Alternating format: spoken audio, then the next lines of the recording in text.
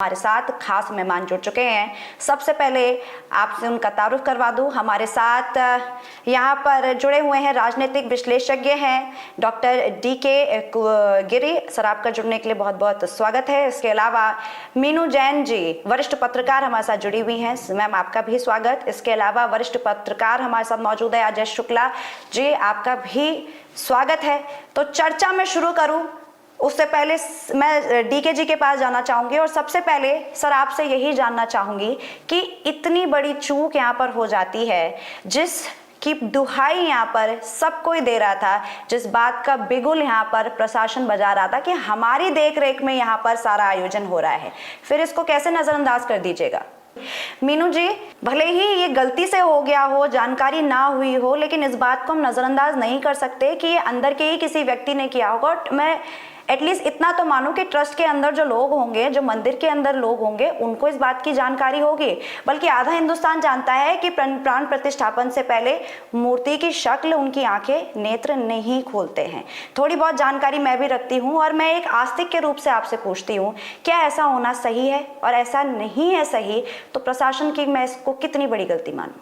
जी, देखिए, मैं जो ये धार्मिक कर्म कांड होते हैं, मैं इसकी बहुत कोई ज्ञाता नहीं हूँ, लेकिन क्योंकि देखा है मैंने अपनी सराउंडिंग में होते हुए ये चीजें। तो लेकिन जो पिक्चर आप जिसकी जिक्र यहाँ पे हो रहा है, वो पिक्चर ऐसी नहीं है कि किसी ने हड़बड़ी में चलते फिरते अपनी ले ली हो।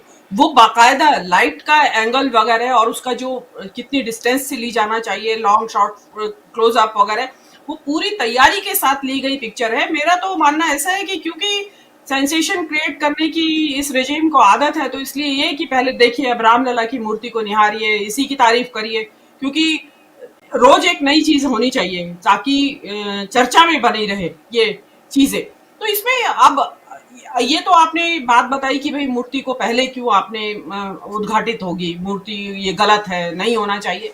इससे पहले भी बहुत सारे सवाल उठाए जा रहे हैं शंकराचार्यों के द्वारा और अन्य धर्माचार्यों के द्वारा कि भाई मंदिर अधूरा है, उसका शिखर नहीं बना है अभी। तो आपने देखा होगा एक पिक्चर और भी वायरल हो रही है, उसमें शिखर को बल्लियों से, क्योंकि शिखर बना नहीं है उसका, तो बल्लियों से उसके ऊपर कपड़ा लपेटा जा रहा है ताकि लुक ऐसा दे कि भाई शिखर बन गया है। बिल्कुल। तो एक तरह का आपसे तो ये कि आप मंदिर का एक फिल्म का सेट बना लिया है आपने और उसमें शूटिंग करके आप। मीनू जी, संक्षेप में आप अपनी टिप्पणी दे दीजिए, उसके बाद DK जी पे जाऊंगी। जी, आपने बताया कि ये मूर्ति क्योंकि बड़ी स्थापित करनी थी, दूर से दिखाई दे, इसलिए उसको स्थापित किया गया।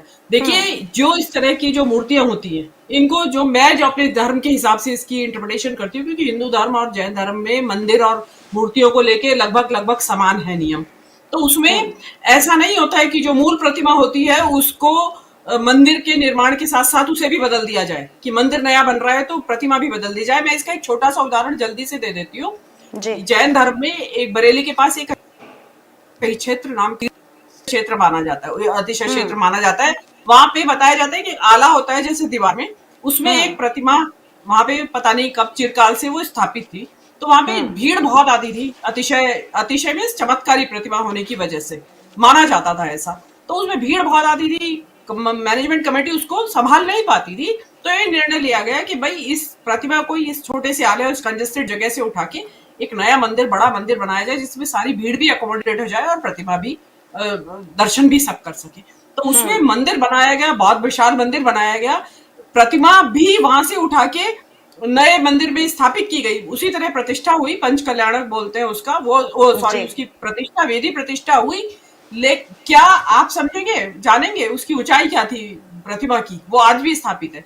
9 इंच से 10 इंच की प्रतिमा है वो। अब आपको दूर से दिखाई दे या ना दे, लेकिन जो भक्त हैं, जो विश्वास करते हैं, उनको वो वहीं से चमत्कार दे रही है, चाहे वो 8 इंच की है चाहे 9 इंच की है। वहां ये नहीं किया गया कि उसको 9 इंच की दिखाई नहीं देगी इसलिए 5 फुट की लगा दी जाए, ये नहीं किया गया। क्योंकि जिस प्रतिमा में आस्था है, विश्वास है लोगों को अतिशय का, चमत्कार का, वो वही 8 इंच की प्रतिमा है। तो जो आप जिस रामलला की ओरिजिनल मूर्ति की बात कर रही हैं, चाहे वो दिखाई देती है या नहीं देती है, वहां प्रश्न दिखाई देने का नहीं है, वहां उसकी अतिशय जो उसका चमत्कार है या जो उस पे आस्था है, उसका प्रश्न है।